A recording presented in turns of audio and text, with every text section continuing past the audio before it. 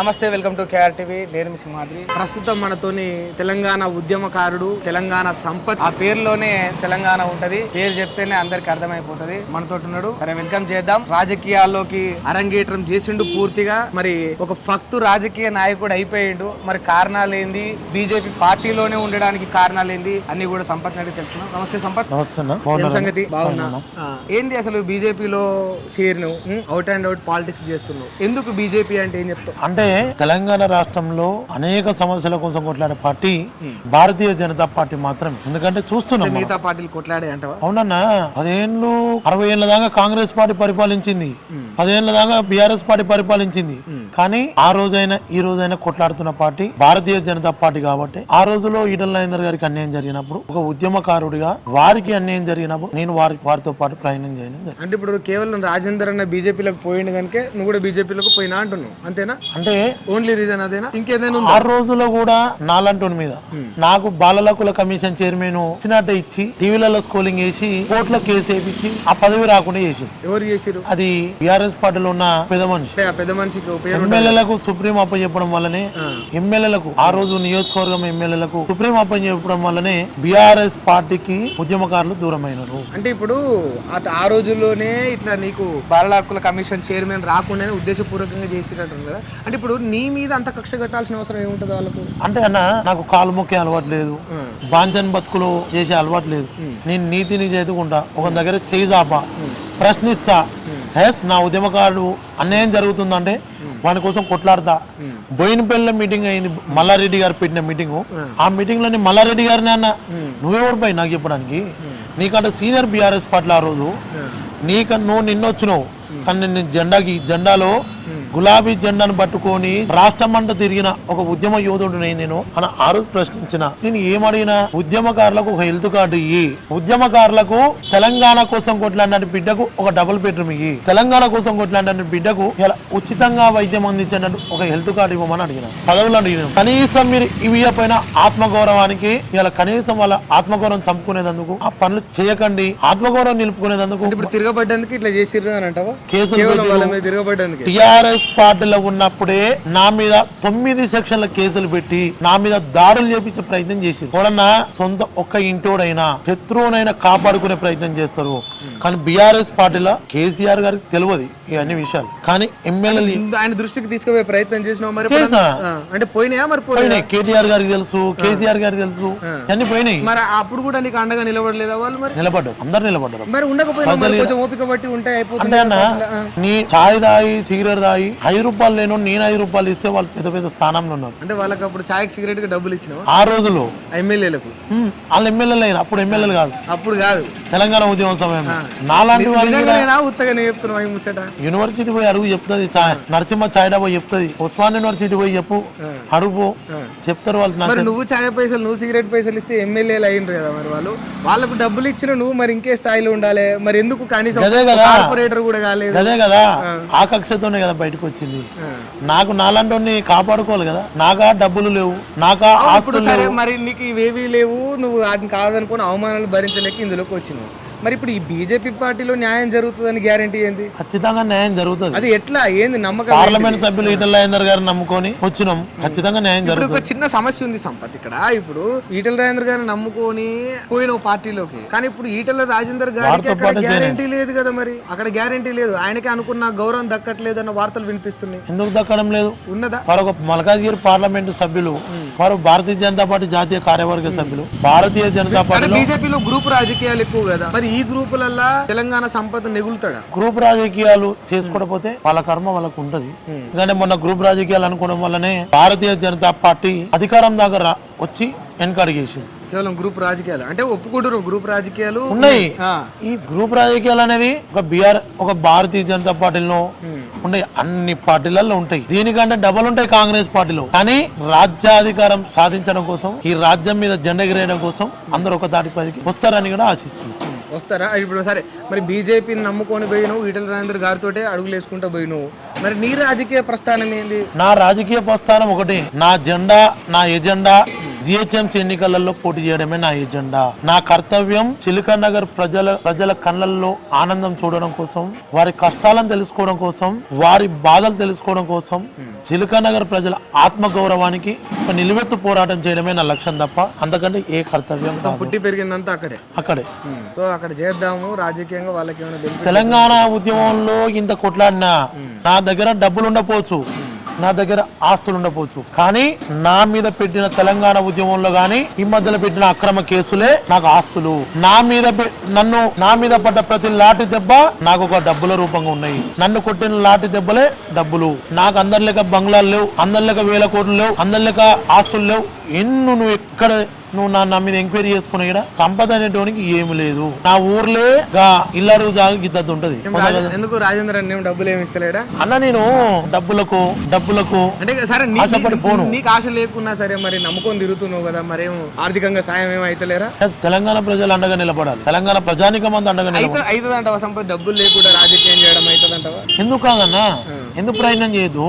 అరే జీవితాంతకాలం డబ్బులు అనుకుంటూ పోతే ఈ దేశంలో గాని ఈ రాష్ట్రంలో గాని యువత రాజకీయాలు చేయలేవు. డబ్బులకు మద్యానికి బానిసలుగా అయితే నేను ప్రజలకు డాక్టర్ బిఆర్ బాబాసాహెబ్ అంబేద్కర్ గారు ఇచ్చిన ఓటు ఇలా అంబేద్కర్ గారిని అవమానించిన వాళ్ళమైతే డబ్బు తీసుకొని ఓటేస్తే, ఇలా మద్యాన్ని తీసుకొని ఓటేస్తే డాక్టర్ బిఆర్ బాబాసాహెబ్ అంబేద్కర్ గారిని అవమానించిన వాళ్ళమైతాం. తెలంగాణ గడ్డ మీద సర్పంచ్ ఎన్నికలు ప్రూవ్ అయినాయి. సర్పంచ్ ఎన్నికలు యువత 25 ఏళ్ళ పిల్లగాళ్ళు, 25 ఏళ్ళున్న యువకులే మన సర్పంచ్ గా గెలిచినారు, ఇండిపెండెంట్ గెలిచినారు, ఏ పార్టీకి సంబంధం లేకుండా గెలిచినారు. అలాంటి రుజువు అయితే తెలంగాణ గడ్డ మీద. మరి ఇప్పుడు నిన్ను నమ్మాలి అంటే ఎందుకు నమ్మాలి? కారణం ఏం చెప్తావు? నీకే ఎందుకు మంచి అయినా చెడైనా వాళ్ళకి ఆపదొచ్చినా వాళ్ళ అండగా ఉండేది ఈ బిడ్డనే. ప్రభుత్వ భూములు కబ్జా అవుతున్నాయంటే ఈ బిడ్డ కొట్లాడుతాడు. నీ ఇంటికి నీ గల్లీలో నీళ్లు రాలేవు అంటే ఈ బిడ్డ పోయి కొట్లాడిండు. నీ ఏరియాలో డ్రైనేజ్ సమస్య పరిష్కారం లేదంటే ఈ బిడ్డ పోయి అక్కడ పోరాటం చేసిండు. ఈ బిడ్డనే కదా తెలంగాణ రాష్ట్రం మొత్తం అంచెలంచెలు ఎదుర్కొంటూ పోరాటం చేసింది కదా ఈ బిడ్డనే కదా. 3 నెలలు జైలు జీవితం గడిపింది కదా ఈ బిడ్డనే కదా. ఇంత ఉద్యమం చేసిన బిడ్డను నన్ను కాపాడుకోరా? మరి అంటే నువ్వు ఇన్ని భరించి వ్యక్తిగత జీవితంలో ఇన్ని కొట్లాటం చేయడానికి రెడీగా ఉన్నావు, సరే అంత బాధలు బండి కూడా రెడీగా ఉన్నావు. మరి నీలాంటి వాళ్ళను గుర్తించి టికెట్ ఇవ్వడానికి భారతీయ జనతా పార్టీ రెడీగా ఉన్నదా? ఇవ్వాలన్నా. నాలాంటి టికెట్ ఇస్తే భారతీయ జనతా పార్టీకి సమాజంలో గొప్ప గ్యారంటీ ఉన్నదా? నాకు నమ్మకం ఉన్నది. గ్యారంటీ ఉన్నది. నాకు పార్టీ తరఫున గ్యారంటీ ఉన్నదా? ఈసారి చెప్తున్నా, బరాబర్ చెప్తున్నా, భారతీయ జనతా పార్టీ టికెట్ నాకు ఇస్తుంది 100%. బీసీ అయినా జనరల్ అయినా. ఇవ్వకపోతే మళ్ళీ నేనే వచ్చి అడుగుతా, గుర్తు పెట్టుకో. నేను ప్రజలు నేనేమంటున్నా అనుగుణంగా మార్పు మేము కూడా అనుగుణంగా వాతావరణం మార్పు బట్టి డబ్బులున్నోనికే కాకుండా ప్రజలలో పేరున్నోనికి టికెట్ ఇస్తుందని కూడా నేను ఆశిస్తున్నాను. ఒకవేళ ఇవ్వకపోతే ఇదే పార్టీలో కొనసాగే పరిస్థితి ఉంటుందా? రాజకీయ పరిస్థితి ఎట్లుంటది అనేది అప్పటికప్పుడు చెప్తాం. రాజకీయ వాతావరణం బట్టి, రాజకీయ సమీకరణాలు మా క్యాడర్ ఏమంటది, ప్రజలు ఏమంటారు అని ప్రజలు నిర్ణయిస్తారు. సరే, అంటే ఇప్పుడు ఈటల రాజేందర్ గారు వచ్చిండ్రు కనుక వారితో పాటు బీజేపీలోకి వచ్చినాం. ఒకవేళ వారు ఇక్కడికి రాకుండా యూటర్న్ తీసుకొని గతంలో కాంగ్రెస్ కు పోయింటే తెలంగాణ సంపద కూడా కాంగ్రెస్ లోకి పోయేటోడా? ఆ రోజులో ఎట్లుందంటే అన్న, కేసీఆర్ గారు వీరి మీద నిందలు వేసినప్పుడు మీరు బయటకు పంపించడం యావత్ తెలంగాణ సమాజం అంతా కాకుండా ప్రపంచంలో ఉన్నటి భారతదేశంలో ఉన్నటి తెలుగు బిడ్డలంతా అరే ఈటల రాజేందర్ చిండు మాకు కంచుకోటగా వచ్చిండు, మాకు అండగా నిలబడేందుకు వచ్చిండు, తెలంగాణ రాష్ట్రానికి ఒక దిక్షుతి లాంటి లీడర్ వచ్చిందని మొత్తం చూసినది. ఆ రోజు మొత్తం ఈటల రాజేందర్ వైపు కన్నెత్తి చూసింది, వారికి అండగా నిలబడ్డారు. ఆ ఉద్దేశంతో మేము నిలబడ్డాం. అంటే ఏ పార్టీలో ఉన్నా నిలబడేటోడు అంటే అన్న ఈటల నాకు పర్సనల్ గా తెలుసు సంపత్, నీకు ఈటల రాజేందర్, నేను పార్టీల గురించి మాట్లాడతలేను. ఈటల రాజేందర్ గారు అంటే ఒక మంచితనాన్ని మారిపోయారు. ఉస్మాన్ యూనివర్సిటీ ఉన్నటి విద్యార్థి ఉద్యమకారులకు ఆస్తులు తాకట్టు పెట్టి బెయిల్ ఇప్పించి వారు అండగా నిలబడ్డారు. లబ్బర్ బుల్లెట్లు తాకితే హాస్పిటల్లో 5 లక్షల రూపాయలు ఆ రోజులో కట్టి నువ్వు ఈటల రాజేందర్ గారు అని. అందుకోసం ఆ విశ్వాసం ఎట్లా మర్చిపోతామన్నా, ఆ రుణం తీర్చుకునేందుకు వారి అడుగుజాడలో ప్రయాణం చేసినాం. ఇప్పుడు రీసెంట్ గా చూస్తే మనం ఈటల రాజేందర్ గారు కొంత కేసీఆర్ గారి మీద మళ్ళీ ప్రేమను చూపిస్తున్నట్టు కనిపించింది, వినిపించింది. తిరిగి బీఆర్ఎస్ లోకి పోతాడన్న ప్రచారం కూడా జరిగింది. బీఆర్ఎస్ లోకి పోతే నువ్వు కూడా తిరిగి బీఆర్ఎస్ లోకి పోతావు. నేను ఒకటన్నా, రేవంత్ రెడ్డి గారి పాలనకు కేసీఆర్ పాలనకు తేడా చూస్తే కొంత కేసీఆర్ గారి పాలన మంచిగా ఉన్నది, ఓపెన్ చెప్తున్నా. నేను ముఖం ముందర తెలంగాణ ప్రజలలో సరే కేసీఆర్ గారి పాలనలో విద్యార్థులు ఆగమయ్యారు తప్ప ఉద్యమకారులు ఆగమయ్యారు, కానీ పాలన విషయం వచ్చేసే వరకు ప్రజలందరికీ న్యాయం జరిగింది. ఇప్పుడు చూస్తుంటే రేవంత్ రెడ్డి గారి హయాంలో తెలంగాణ ప్రజలు ఆగమైపోతున్నారు. ఆగమంటే ఏ రకంగా చూస్తున్నాం కదన్నా, నీకు మొత్తం రేవంత్ రెడ్డి గారికి నాకు సెక్యూరిటీ ఉంది, నాకు సెక్యూరిటీ ఉంది, నా ముఖ్యమంత్రి పదవి ఉంది, నాకు కాన్వాయ్ ఉంది, నాకు పొద్దురుకుతుంది అనే వరకే అయిపోతుంది తప్ప బూతు మాటలే తప్ప ఎక్కడ పరిపాలన సరిగా లేదు. ప్రజల మనిషి అంటాడు, ప్రజాపాలన పేరుతో జనాల్లోకి చెప్తుంది అశోక్ నగర్ చెప్తారు నిరుద్యోగులు. రేవంత్ రెడ్డి లాఠీల ప్రయోగం ఏ విధంగా చేసిండో నా అశోక్ నగర్ చెప్తుంది, నా దిల్సుఖ్ నగర్ చెప్తుంది, నా ఉస్మాన్ యూనివర్సిటీ చెప్తుంది, నా కాకతీయ యూనివర్సిటీ చెప్తుంది అన్న. మీరు కూడా జర్నలిస్ట్ కాదనుకుంటే మీరు కూడా ఒక నిరుద్యోగి ఇవ్వాలి తెలంగాణ సమాజంలో. మీరు కూడా కొద్దిసేపు జర్నలిస్ట్ కాదనుకుంటే చదువుకున్న విద్యార్థిగా మీరు కూడా జర్నలిస్టులే, మీరు కూడా నిరుద్యోగులే. మీరు చూసిరు స్వయాన ఎట్లా లాఠీ దెబ్బలు పడ్డాయో విద్యార్థుల మీద, ఎట్లా లాఠీలు ప్రయోగించిన రేవంత్ రెడ్డి. ఎవరికి ఇక్కడ పాలన పొందనుందన్న, ఎవరికి ఇక్కడ పరిపాలిస్తున్నాడు, ఎవరు వెళ్తున్నారు తెలంగాణ రాష్ట్రంలో? నువ్వా ఆత్మగౌరవం గల తెలంగాణ రాష్ట్రంలో అనేక రాష్ట్రం వచ్చినాక లాఠీలు పడలేదు. తెలంగాణ ఉద్యమంలో లాఠీలు చూసినామంటే మళ్ళీ మనం లాఠీలు చూసినాం. మళ్ళీ కాంగ్రెస్ పాలనలో లాఠీలకు పని చెప్పారు. నీ లాఠీలకు పని చేయింది, నీ భాష ఏంది, నువ్వేంది, నీ అదేంది అంటే ఇప్పుడు ఉద్దేశపూర్వకంగానే కొట్టిపిస్తున్నట్టవా? అంటే ఇప్పుడు నిజంగా కూడా కొన్ని ప్రోటోకాల్స్ ఉంటాయి, కొన్ని లెక్కలు ఉంటాయి, చట్టాన్ని గౌరవించాలి. దేనికి చట్టం ఉంటుందన్నా? అంటే ఈయన ప్రశ్నించేటోడు ఉండొద్దా? ఈయన ప్రశ్నించొద్దా? ఈయన ధర్నా చేయొద్దా? నా ఉద్యోగం నాకు ఏమని చెప్తున్నా? ఇంకా ఊర్లో నా తల్లి లక్షలలో అప్పు చేసుకొని కోట్లలో అప్పులు చేసుకొని చదివిపిస్తుందన్న. ఈ ఎస్ఆర్ నగర్ లో అనేక హాస్టళ్లలో ఇలా అప్పుల పాలు చేసి చదువుకుంటున్నారు, ఎంతో మంది చదువుకుంటున్నారు. కానీ వాళ్ళ ఆశల మీద నువ్వు అన్నావు కదా, రాహుల్ గాంధీ గారిని తీసుకొచ్చి ఉద్యోగ జాబ్ క్యాలెండర్ రిలీజ్, వాళ్ళ ఆశల మీద గల్లంతు చేసి వాళ్ళ ఆశలను నువ్వు ఇలా పుట్టన పెట్టుకునే ప్రయత్నం చేస్తున్నావు, కానీ నువ్వు ఎక్కడ మంచి చేస్తలేవు. గవర్నమెంట్ ఏం కూడా సక్సెస్ కాలేదన్నా. కేసీఆర్ కు రేవంత్ రెడ్డికి ఎక్కడ పొందనలేదు, అసలు మొత్తమే ఎక్కడ పొందనలేదు. కేసీఆర్ ఏ విధంగా కేసీఆర్ ప్రజలనే లేడు, కేసీఆర్ నిరుద్యోగులను ఏ విధంగా పొట్టన పెట్టుకుండో అదే విధంగా కూడా రేవంత్ రెడ్డి గారి కూడా పొట్టన పెట్టుకుంటున్నాం. నిరుద్యోగులనేనా మిగతా వాళ్ళని కూడా ప్రజల్ని కూడా ఆగమైపోతుంది తెలంగాణ రాష్ట్రం. పల్లెర్లు మొలిసే తెలంగాణలోన, నా పాలమూరులోన పందిరి గుంజలు చిన్నబోయినాయి, ఇండ్లు దుమ్ములేగినాయి. ఈ పాట గతంలో మీ ఇంటర్వ్యూలో ఇక్కడ పాడినా, మళ్ళీ ఇక్కడ పాడుతున్నా. అదే పరిస్థితి వచ్చింది తెలంగాణ రాష్ట్రంలో తప్ప ఎక్కడ మార్పు అనేది లేదు. ఎక్కడ లేదన్నా. ఈ మార్పు గొప్ప మార్పు రావాలంటే భారతీయ జనతా పార్టీ కోలుకొండ కిల్ల మీద భారతీయ జనతా పార్టీ జెండా ఎగరాల్సిందే. తెలంగాణ రాష్ట్రం వచ్చినాక, కాంగ్రెస్ ప్రభుత్వం వచ్చినాక ల్యాండ్ అండర్ కంట్రోల్ లేకుండా పోయిందన్న. అనేక హత్యలు గురైతున్నాయి. మా పక్కన ఉంటుంది చెంగిచెర్ల ఊర్లో పోయినన్నా ఒకటే రోజులల్లా 15 ఇండ్లలో దొంగతనాలు అయినాయి, కత్తులతోని భయంగా అయినాయి.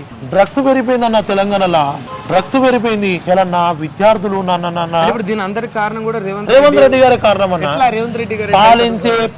పాలించే పాలకుడు కరెక్ట్ ఉంటే అన్ని కరెక్ట్ ఉంటాయి. నీ ల్యాండ్ అండర్ కరెక్ట్ గా పనిచేస్తే అన్ని సరిదిద్దుకుపోతాయి అని కూడా నేను తెలియజేస్తున్నా. అంటే ఇప్పుడు మరి బీజేపీ పాలిత రాష్ట్రాలలో అంత అద్భుతంగా ఉందటవా పాలన? గొప్పగా ఉందన్న. ఇప్పుడు పొదంపా ఉత్తరప్రదేశ్ యోగి ఆదిత్యనాథ్ ఉత్తరప్రదేశ్ అంటున్నా. యోగి ఆదిత్యనాథ్ గారు పాలన చూపెడతా. మహారాష్ట్ర పోదంపాకి పక్కకున్న ఎంత పాలన అందిస్తుందో చూడు. రైల్వే స్టేషన్ అంత మంచిగా ఎయిర్పోర్ట్లను తలపించే విధంగా రైల్వే స్టేషన్లను నిర్మించిందంటే కేవలం నరేంద్ర మోడీ గారే. రాజకీయాలు మాట్లాడతలే, పాలన గురించి మాట్లాడుతున్నా, పరిపాలన వ్యవస్థ గురించి మాట్లాడుతున్నా. ఈ విధంగా డెవలప్ చేసుకుందంటే కేవలం నరేంద్ర మోడీ గారు. జాతీయ రోడ్లను చూడండి, నేషనల్ హైవేస్ చూడండి, ఎంత మంచిగా గతంలో ఎట్లుండే ఇప్పుడు ఎట్లుండే సార్. అంటే ఇప్పుడు వాస్తవానికి కొన్ని రకాల అభివృద్ధులు అయితే జాతీయంగా వాళ్ళు ఏం చేయాలో అవి చేస్తున్నారు. కానీ మరి వీళ్ళు కావచ్చు, అంటే కాంగ్రెస్ కావచ్చు, అటు బీఆర్ఎస్ కావచ్చు, ఎప్పుడు కూడా ఉద్యమకారులకు న్యాయం చేయలేదు. మరి బీజేపీ ఉద్యమకారులకు ఏం న్యాయం చేస్తుంది? చేస్తుందా? తెలంగాణ ఉద్యమంలో కొట్లాడినట్టు బిడ్డ రఘునందన్ రావు గారికి మెదక్ దుబ్బాక ఎమ్మెల్యే టికెట్ ఇచ్చింది, మెదక్ పార్లమెంట్ సభ్యులకి ఇచ్చి గెలిపించుకున్నది. అయిన వాళ్ళది కాదు సంపద నేను అడిగేది. నిజంగా అట్టడుగున్న వర్గాలు, నిజంగా పేద వర్గాలు, ఎవరైతే పేదవాళ్ళు ఉంటారో ఇవాళకి కూడా ఆనాడు ఉద్యమంలో పాల్గొన్న వాళ్ళు కూటికి గతి లేని వాళ్ళు కూడా ఉన్నారు. యు నో దట్, నీకు తెలుసు అది బాగా. మరి అట్లాంటి వాళ్ళకు బీజేపీ స్టాండ్ ఏం తీసుకుంటది? ఇది పార్టీ నిర్ణయిస్తుంది ఖచ్చితంగా. మేము మొన్న కూడా ఉద్యమకారుల ఆత్మీయ సమావేశంలో చెప్పినా నేను, తెలంగాణ ఉద్యమకారులను ఏ పార్టీ గౌరవిస్తుందో ఆ పార్టీకి ఈ రోజున పుట్టగతులు ఉంటాయి. ఆ పార్టీలు ఆగమైతే లేకపోతే నేను మొన్న చెప్పినా ఈ రోజు కూడా చెప్తున్నా, మాకు ఖచ్చితంగా నాకు నమ్మకం ఉందన్న టికెట్ నాకు వస్తుంది, బరాబర్ పోటీ చేస్తా. గెలిచేది కూడా నేనే చిలకనగర్ గడ్డ మీద షోర్. చిలకనగర్ గడ్డ మీద ఎగిరే జెండా ధీమా ఇచ్చిండ్రా? ధీమా ఎవరు ఇవ్వాలన్నా? నాకు ప్రజలు ధీమా ఇవ్వాలి. నాకు మా ఎంపీ గారు ఉన్నారు, మా మల్కాజ్గిరి పార్లమెంట్ సభ్యులు ఈటల రాజేందర్ గారు ఉన్నారు. మేము వారిని నమ్ముకొని వచ్చినా, వారే గారు ఫాదర్ గా ఉన్నాం. అటు మా మాజీ శాసనసభ్యులు ఎన్విఎస్ఎస్ ప్రభాకర్ గారు ఉన్నారు. వారు నమ్ముకొని ఉన్న పార్టీలో ఖచ్చితంగా నాకు టికెట్ వస్తుంది, ఖచ్చితంగా పోటీ చేస్తా, ఖచ్చితంగా గెలుస్తా. కానీ ఎంతో కొంత డబ్బులు కూడా కావాలి కదా? డబ్బులు ఆటోమేటిక్గా వస్తాయి, కానీ అందరి లెక్క డబ్బులు ఓటుకు నోటుని చేయను. నేను ఓపెన్ చెప్తున్నా, నాకు నా ఆత్మగౌరవం మీద, నేను పనిచేసే శక్తి మీద, నా శక్తి మీద ఆధారపడి ఉండి పనిచేస్తా తప్ప నేను డబ్బులను చూసో ఆస్తులను చూసో వీనికి 20 లక్షలు ఇస్తే టికెట్ వస్తుందో, వానికి 1 కోటి రూపాయలు ఇస్తే టికెట్ వస్తుందో, నేను డబ్బుల మీద ఎప్పుడు పనిచేయలేను. ఇప్పుడు టికెట్ తెలంగాణ ఉద్యమంలో నేను డబ్బులను నమ్ముకొని పనిచేయలే. ఇప్పుడు టికెట్లు అమ్మరా వీళ్ళు? నేను నా డివిజన్ కి వచ్చే వరకు చెప్తున్నా కానీ అమ్మరా? నీకైనా పార్టీ తరపున అమ్మరా? అమ్మరు. షోర్ ఇది అమ్మరు. అంటే ఇప్పుడు నిజంగా భారతీయ జనతా పార్టీ హైదరాబాద్ లో ఒక కార్పొరేటర్ కు టికెట్ అమ్మకుండా ఫ్రీగా ఇచ్చే పరిస్థితి ఉందంటారా? బీఫామ్ ఇస్తారా? ఉండదన్నా, వస్తుంది ఖచ్చితంగా టికెట్ మాదే. నేను చెప్తున్నా కదా, నాలాంటి యువతను నరేంద్ర మోడీ గారు నాలాంటి యువతను రాజకీయాలలో ముందుండాలని కోరుకుంటున్నారు. వారి ఆదేశాలు, వారి సూచనలే ఇక్కడ అమలవుతున్నాయి. Thank you.